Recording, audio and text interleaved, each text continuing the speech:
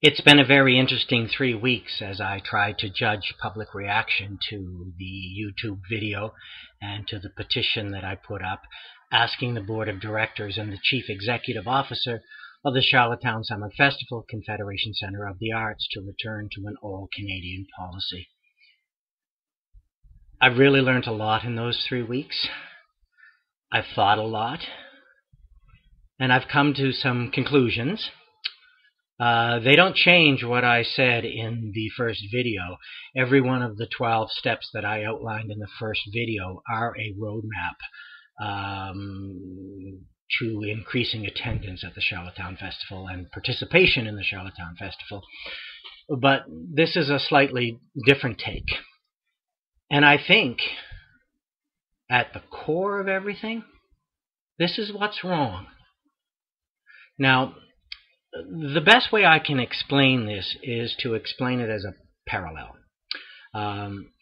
To take the theater out of it, to take the artistic qualities out of the argument and just look at the black and white facts. And so the parallel I'm going to give you may seem a little childish at first, but if you bear with me and take it through to the end, I think you'll get my point. Now, the one thing I promise you, it won't be 52 minutes long. I apologize. Time just got away from me last time. Anyway, here's the parallel. We have 10 neighbors.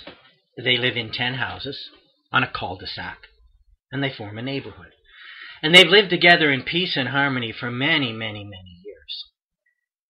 At some point, they all get together and they say, you know, we should celebrate this peace and harmony, and we should do that by having a block party. What a great idea, everybody said. What a great idea. We can welcome people into this cul-de-sac. We can show them how friendly we are. We can show them, you know, how we exist peacefully side by side, and they can experience the spirit of the cul-de-sac. And just what a great idea. Let's do that. Somebody else said, well, we should have a symbol of our peace and unity, and what do you think that could be? Another neighbor said, well, you know, we all have lemon trees in our backyard, and we could open up a lemonade stand. Yeah, a fresh lemonade stand. What a great idea. Well, where will we put it? Somebody said. Well, there's that property at the very entrance to the cul-de-sac. It's the smallest property, but it's really in a good location, you know. People drive by the main road. They get to see our neighborhood, and if they get a good reception at the little property on the very end of the cul-de-sac, then maybe they'll come deeper into the cul-de-sac and see what we're about. Good. Let's do that. So the 10 neighbors all promised their 3 lemons a day during the summer season, and they built the lemonade stand on the little property at the very edge of the cul-de-sac. Well, everything went fine for 20 years. Not a problem. But after 20, 25 years, you know what happens to neighborhoods. People move in, people move out, people pass on, and they begin to change. Well, after 25 years, some of the new neighbors said, I don't know what that lemonade stand is all about. It's been there for many years, but it has nothing to do with me. And they didn't give their 3 lemons. Other neighbors said, well, you know, I can afford 3 in 1967, but I can't afford 3 anymore, so I can only give you 2. Will you take that? I mean, the lemonade stand's important, but I can only give you 2. And the little property on the edge of the cul-de-sac said, yeah, I'll take the 2, and we'll continue to serve fresh lemonade.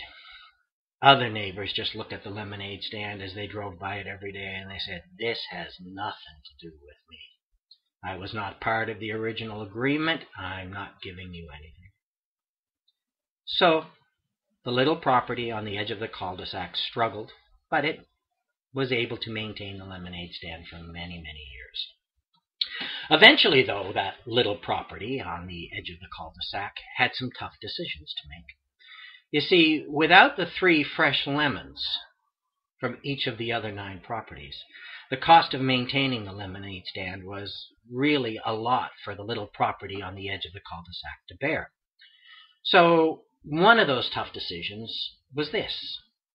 Well, I can keep the lemonade stand open, but if I'm not getting my 3 fresh lemons as promised by my other 9 neighbors, maybe I can keep it open if I switch to pink powdered crystals.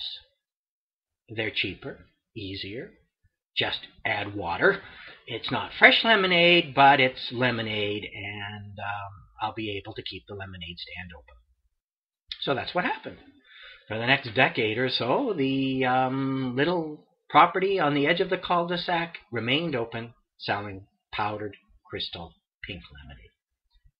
Now, nobody who lived in the cul-de-sac was concerned about this. As long as the lemonade stand was there, then it represented the cul-de-sac fine. No problem.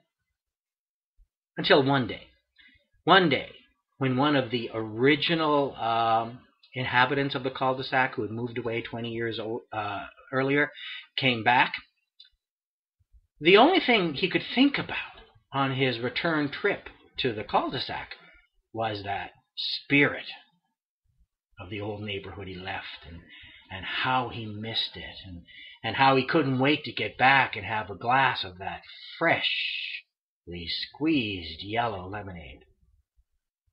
When the car pulled up to the lemonade stand, he ordered his drink and took a gulp and then made a face. Now, the little property on the edge of the cul-de-sac knew exactly what that expression meant. And he started to explain to the old returning neighbor what had happened. Well, the neighbor said quite simply, no explanation needed. You see, it isn't a question of whether you're serving yellow lemonade or you're serving pink lemonade. What the real question is, why did your neighbors forget why the lemonade stand is here in the first place? You see? That's exactly what happened to the Charlottetown Festival. It isn't a question of American shows versus Canadian shows. It isn't a question of pink lemonade or yellow lemonade. It's a question on who's going to pay to keep the stand open. And just as the 9 neighbors turned their back on that little property at the edge of the cul-de-sac, I suggest that the 9 provinces have turned their back on Charlottetown.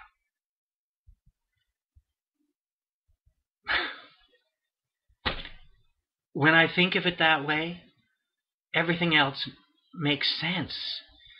Everything else falls into play. There's another component, though, of this that really bothers me, and that's the fact that I see the Confederation Center of the Arts as a living monument to the Fathers of Confederation, to the very spirit of this country, to the men who stood up and said, hey, we want our own identity. We want to be independent. Let's push forward and have our own voice. And I always thought that when the Confederation Center of the Arts was given to Canada in 1964, that it may be located on the smallest property at the end of the cul-de-sac, but it belonged to the whole neighborhood. There are many kinds of monuments, and no derogatory comment here to a war memorial when I make the comparison, but I don't know how else to do it without making the comparison. War memorials are definite, they're static, they're there. They are a symbol of sacrifice and remembrance. They contain an element of grief. They even contain an element of guilt as we think how lucky we are that we are alive and all the names on this monument are dead. And they are dead so that we could be alive.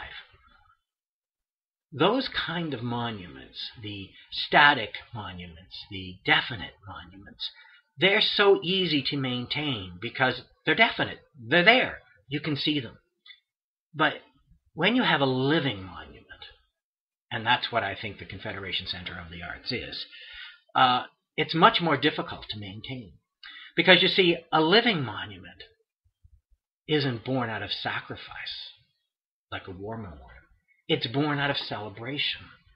And the problems with celebration is what happens after you blow out the candles on the birthday cake? What happens after the fireworks are over? How do you maintain that spirit? The war memorials have the grief and the guilt and the sacrifice to make us, to shake us into a reality that says, this is what we meant by this monument. Well, the Confederation Center of the Arts as a living monument, it doesn't have that. It has nothing to shake us, to say, wake up, open your wallets, remember your promise, keep that funding in to honor our spirit. And as silly as that sounds, I think that's what's wrong with the Confederation Center of the Arts. I think its 9 neighbors have forgotten their 3 lemons a day to celebrate their very existence. Now, the Confederation Center of the Arts, some will say, well, it is static, it is definite, it's a building. Yes, it is. There is a building there. But the Confederation Center of the Arts was there to honor the arts. And the theater and the art gallery are just manifestations that we use to honor the free spirit, the free thinking fathers of Confederation. That's how we chose to honor them. Now, the arts always suffer. I mean, if it was Confederation Center of the Sports, I don't think we'd have that problem. But it's the Confederation Center of the Arts. And we do. The other thing I'd like to say at this point is it's really a symbol of politics and what happens in this country. We live in an environment where every time there's an election, you can make a new promise and you can break it. Who cares? You made it, you broke it, you move on. You made it, you broke it, you move on. And as sad as that sounds, that is the reality of the political system. I don't think that way. The political system made a promise to that little property on the end of the cul-de-sac and said, we will help you. We will support you. This is a celebration of our spirit that we will all pay for. And they didn't say we'll pay for it for 10 years, 15 years, 20 years, 30 years, 40 years, 50 years. They didn't say that. They said we are honoring the spirit of the founders of this country, and they didn't put a timeline on it. 50 years later, I think the Centennial Dream is gone. I think the need to honor the fathers of Confederation has disappeared. I think that the government and the other 9 provinces who now say, I got health care problems, I got this, I got that, I can't support that. You can't turn your back on the essence, the spirit of the country. You just can't do that. And if you're going to do that, if you're going to let the little property on the end of the cul-de-sac pay for the entire celebration, then let that property become a regional theater. Let it just worry about what its patrons see. Don't allow it to carry the banner of the showcase of musical theater in Canada and then cut out the funding that allows that to happen. There's nothing wrong with being a regional theater. Nothing at all. And they do wonderful productions there. But I have never seen the Charlottetown Festival as a regional theater. I have always seen it as a celebration of all things Canadian. I have always seen it as the birthplace of Canadian musical theater. And if it's not to be that, then no longer operated under the banner of the Fathers of Confederation Trust, because I just think that's very misleading. I think it's a sin as a citizen and a taxpayer that we have turned our back on our neighbor. I think it's a sin as an arts person that we have turned our back on the very spirit that we have chosen to honor in that building. And although I don't think anything I do is going to change that, because the world has changed in 50 years and we no longer care about commitments, and in one respect we no longer care about Centennial. Well, let me rephrase that. Maybe there will be a resurgence for the bicentennial. But we're in that 50-year slump that happens between the centennial and the bicentennial, and nobody gives a damn.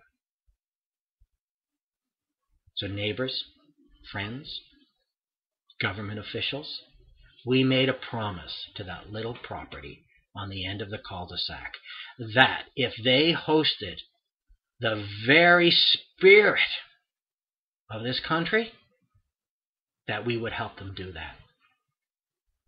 I don't think we have. Thanks.